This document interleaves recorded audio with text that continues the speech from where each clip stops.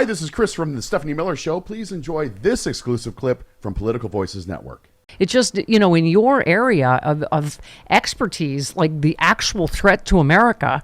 I mean, I was saying with the anniversary of 9/11, and you referenced, our biggest threat was foreign.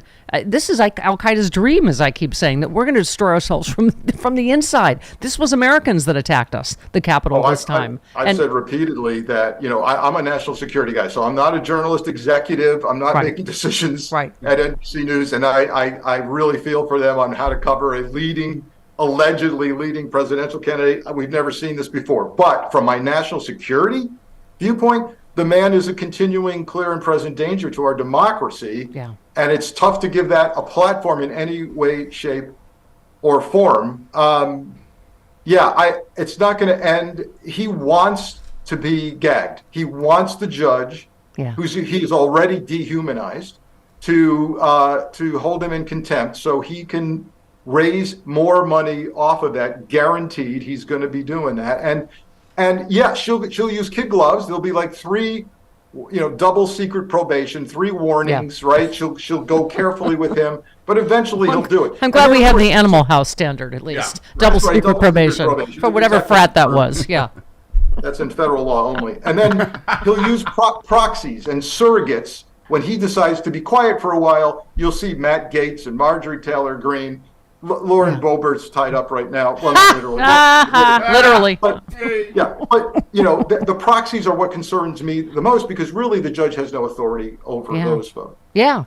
This is the other article I was mentioning. The supporters of Trump are growing increasingly enraged over their political defeats, more likely to turn to violence, according to one extremism expert. He said, I'm obviously horrified and concerned. We're going to see more white racist terror attacks and hate crimes. When they figure out they can't win legitimately at the ballot box, they're going to turn to the bullet. And we've obviously already seen that. I mean, as I keep saying, Judge Chutkan needs federal marshals to go get a cup of coffee. And I think it was Nicole Waller. Ooh, she dropped an S-bomb. Oh, yeah, she did. On Friday. But she just said, she said the thing that's not said on TV enough is that we all know some bad is about to happen.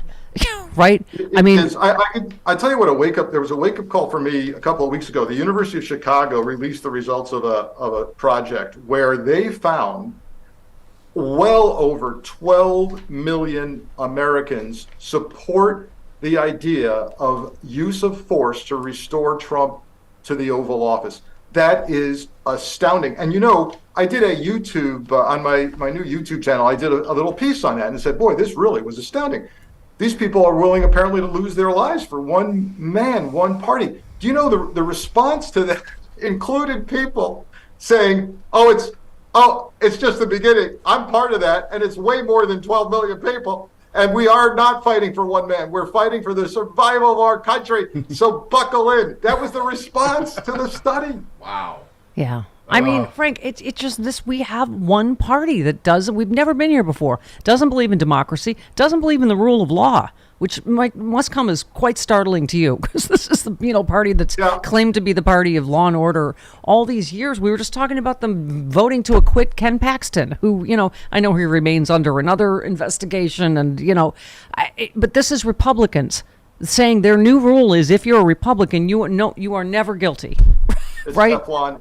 It's Teflon. It's whatever is necessary for the greater good to quote unquote save our country from the evil people. And we've demonized everybody. Yeah, I listened intently to the evidence in the Attorney General Paxton case in Texas, and I thought, boy, there's some encouraging light here. The Republican Party is impeaching one of their own in a major red state. Well, sure enough. Although every day I listened, I went, well, he's guilty of sin. That's unbelievable. Yeah. There he goes, acquitted. Yeah. But this is the environment we're in. The reporting that Trump and his allies pressured them with, we're going to primary you if you vote. Mitt Romney saying people were afraid for their lives, so they didn't vote for Trump's impeachment. It goes all the way up to the national level. I mean, I was, Friday the news came down that, the men acquitted in the Gretchen Whitmer kidnapping, and I couldn't even remember the details, but Kathleen tweeted, important context, 9 other people were convicted in the terrorist plot to kidnap and probably execute Governor Whitmer. So these were sort of the Were these the straggler doofuses at the end, the last three They or were, something? yeah, they were, but you'll never hear that reported on certain platforms, right? You'll just hear Right. it was entrapment and guys got off and it was a joke, when in reality, there were people who actually pled guilty, and are in prison. So this is our life, and it doesn't bode well for the 2024 election, because we nobody should be surprised. We've seen the strategy. It's going to be win or lose, just claim you won, claim fraud. And boy, if we get assistance, Stephanie, from some of our foreign adversaries, if those intelligence services decide to help Trump, decide to do things like deep fake videos, audios, keep people away from vote polling places, we'll be in trouble. I feel like, in general, not to blame one person or even network, Frank, I feel like the mainstream media, we're just not equipped to deal with this threat of actual fascism or autocracy coming to America. There's too much of a feeling it can't happen here. But to your point, I think it was Robert Reich just said, gas prices are going up. He said that isn't the fault of MBS and Putin. If you don't think they'll do everything they can to ensure Trump gets reelected, so you're right, between that and AI and God knows what else. Right? It is a terrifying time. Look, it's the sad state of affairs. Many Americans will sit there and go, okay, look, democracy, the price of bacon is high. I go with the price of bacon, right? Yeah. That's why you give a platform to Trump to say bacon is 5 times more expensive, which would make it $30 a pound, which is, again. Which, of course, I would still pay, but that's I know you would, Frank. Yes. Yeah. That's because But yeah, I fear that we've lost the notion of common values, right? Yeah. Wait a minute, we're now arguing about whether democracy is something good? Really? Yeah. Wow. Yeah.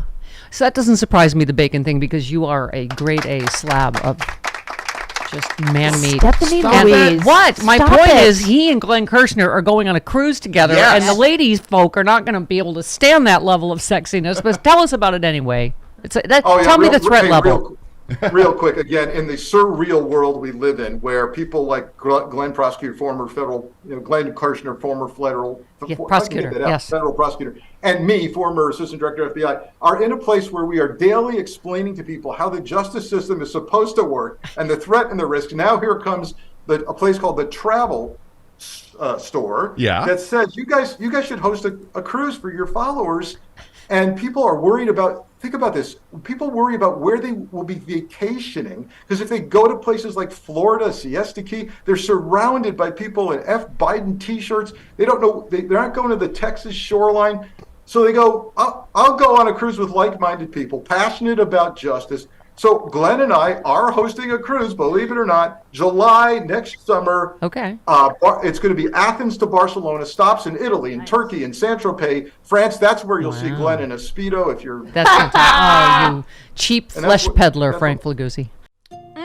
There it is, my first drink of the day, Z-Biotics Pre-Alcohol Probiotic.